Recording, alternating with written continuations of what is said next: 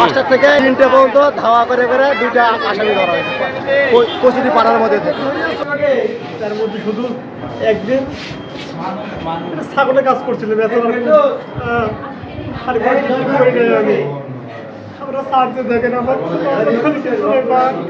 ডাকাতি ঘটনা সংঘটিত হওয়ার পরে তার সেই ডাকাতের যে গাড়ি, সে গাড়ি থেকে 2জন ডাকাত কিন্তু আমাদের ছোট চৌগ্রামের একটি যে পুকুর, কচুরিপানা ভর্তি পুকুর, সেখানে তারা নেমে যায় ভোরে।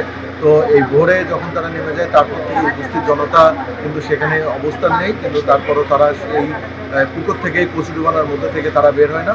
অবশেষে বেলা 2টায় আমাদের ফায়ার সার্ভিস ছিল এবং আমাদের থানা পুলিশ ছিল, তাদের উপস্থিতিতে তারা কিন্তু অনেকক্ষণ কাটিয়েছে যেন তারা বের হয়।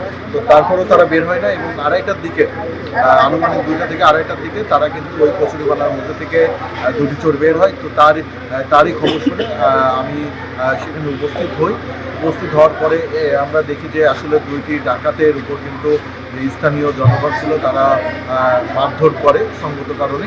তো পরিস্থিতি বিবেচনায় আমরা 2টি ডাকাতকে অ্যাজ আর্লি অ্যাজ পসিবল ওখান থেকে উদ্ধার করে নিয়ে আসি, যেন কোনো অনাকাঙ্ক্ষিত ঘটনা না ঘটে।